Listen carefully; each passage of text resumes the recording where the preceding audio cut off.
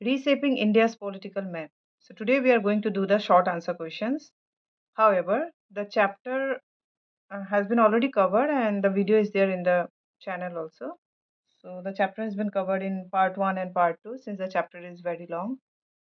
Secondly, 100 MCQ questions are also covered. So let us today do the short answer questions. Okay, 30 questions are there. So let us start. So the first question is, to what extent can the early 11th century can be considered the beginning of new era in Indian history?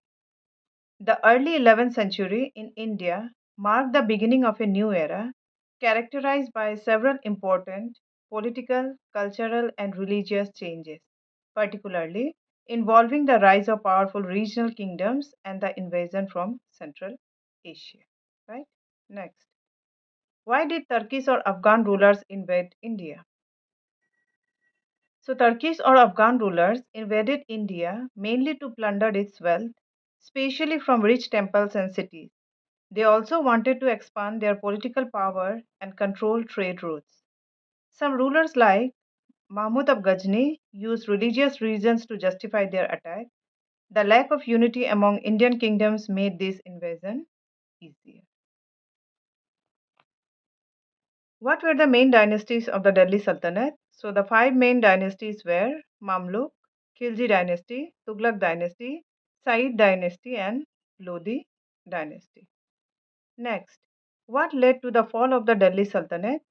Weak later rulers and internal conflicts, invasion by Temur and other foreign powers, rise of regional kingdoms, defeat of Ibrahim Lodi by Babur in the First Battle of Panipat, which ended the Sultanate and began the Mughal Empire. Right? Next, what were Alauddin Khilji's major military achievements? So, Alauddin Khilji was the most powerful ruler of the Khilji dynasty of the Delhi Sultanate. He expanded the Sultanate into South India and defeated kingdoms like Devagiri, Warangal, and the Hoysalas through his general Malik Gafur. Who was Muhammad bin Tughlaq? What was his capital? What was his capital transfer policy? Muhammad bin Tughlaq was a ruler of the Tughlaq dynasty of the Delhi Sultanate. He is known for his ambitious but failed experiments. He moved the capital from Delhi to Daulatabad to control the Deccan better, but it caused hardship and was reversed later. Why Muhammad bin Tughlaq called a visionary failure?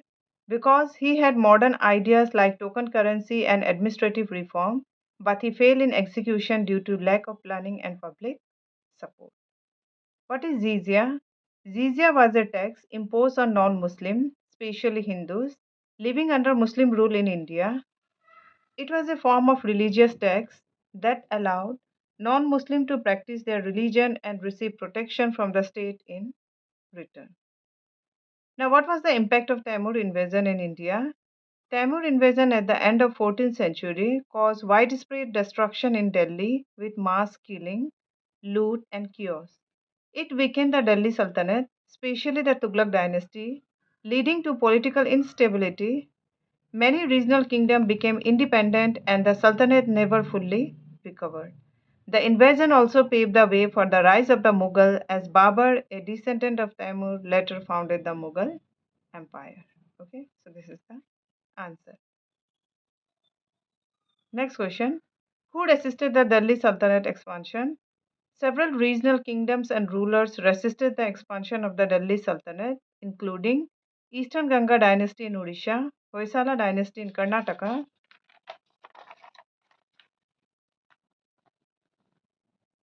Rajput rulers in north and central India, Rana Sangha of Mewar.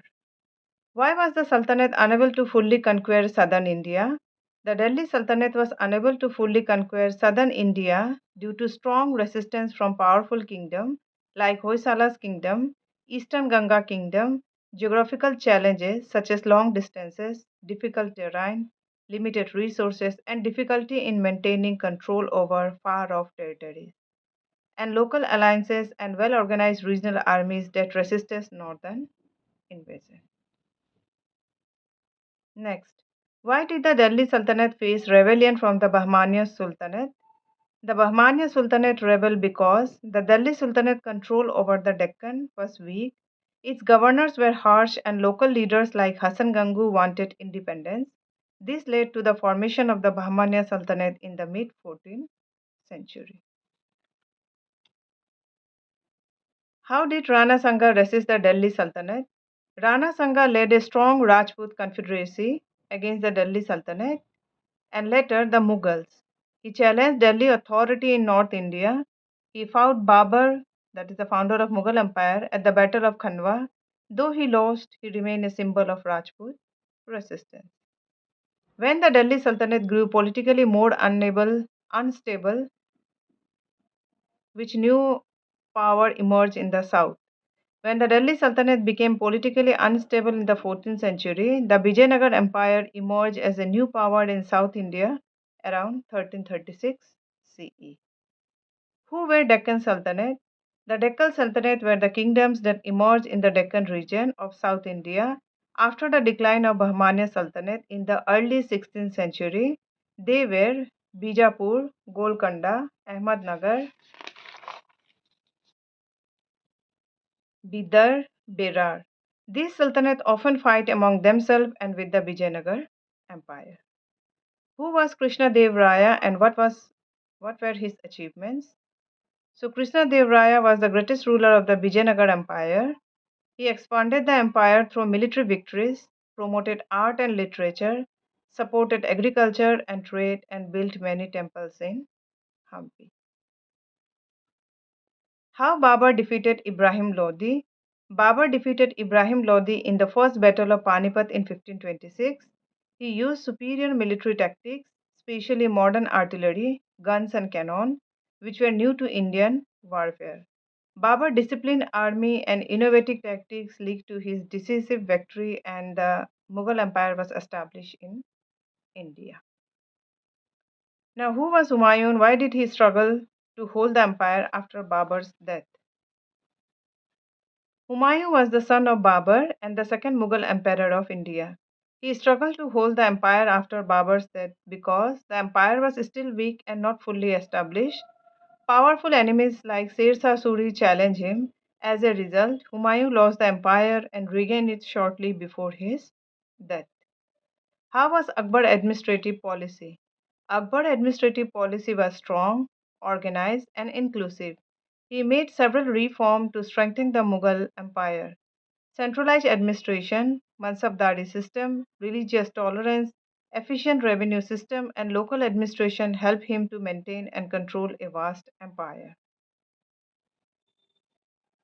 Akbar was a great patron of learning, illustrate in short. Despite being illiterate, Akbar became keen to explore Persian and Indian texts. He loved knowledge and supported scholars, poets, and artists. He built a loyal library with thousands of books. He encouraged the translation of texts from Sanskrit and Arabic into Persian, example Mahabharata, that has been converted into Rajmanama. He invited scholars of all religions to his court for discussion. How Jahangir is remembered for refining Mughal art and promoting culture. Jahangir is remembered for refining Mughal art by promoting detailed and realistic paintings, especially of portrait and nature. He supported great painters like Ustad Mansoor and encouraged literature by patronizing poets. His own autobiography shows his love for culture and learning. How Aurangzeb policies affected the empire. Aurangzeb policies, especially his strict Islamic rule and reimposition of the jizya tax, alienated non Muslims and caused religious tension. His long military campaign drained the empire resources, and his centralizing rule weakened local support. This factor led to internal rebellion and the gradual decline of the Mughal Empire after his reign. Who resisted Mughal rule during and after Aurangzeb's reign? Several groups resisted Mughal rule during and after Aurangzeb's reign. Marathas, Rajputs, Sikh, Jat, Bhils, Gonds, the Koch. This resistance weakened Mughal authority and contributed to the empire decline. How Rajputs rebuilt after Khilji conquest. After Alauddin Khilji invasion, Rajputs rebuilt their kingdom by reclaiming forts and land. using guerrilla warfare to resist Delhi control, forming alliances with other Rajput clans, reviving culture by rebuilding temples and forts. How the Mughal failed to annex Assam permanently, the Ahom successfully resisted Mughal attempt to control Assam through strong military leadership. Leaders like Lachit Borphukan organized effective defense strategies, guerrilla tactics, and terrain advantage, and through unity and patriotism. The Ahom maintained strong local support and moral against more foreign invasion. Next, how Sikh rises and later resisted Mughals. The Sikh rose as a religious group under Guru Nanak. Later, under Guru Har Gobind and Guru Gobind Singh, they became militarized to resist Mughal persecution. Guru Gobind Singh founded the Khalsa, turning Sikh into warrior saint. The Sikh became a strong force resisting Mughal rule and laying the foundation for Sikh power in North India. Next, what is the key difference between Mughal and Delhi Sultanate administration? The Mughal administration was more centralized and organized compared to the Delhi Sultanate. The Mughal used the Mansabdari system, a rank based system for administration and military, while the Sultanate used the Ikta system, which was more feudal. The Mughals also had a more efficient and systematic land revenue system, especially under Todarmal. In terms of religious policy, the Mughal, especially Akbar, were more tolerant, whereas the Sultanate rulers were generally more orthodox. Between the 13th and 17th centuries, despite political changes, how India saw vibrant economic growth. Agriculture expanded, trade and commerce flourished, and cities like Delhi and Surat became key trade centers. Indian goods like textiles and spices were in high demand, both locally and internationally. The arrival of foreign traders like the Portuguese further boosted maritime trade. Thus, politically instability did not stop India's economic vibrancy during this period. What is the similarities between Mughal and the Delhi Sultanate administration?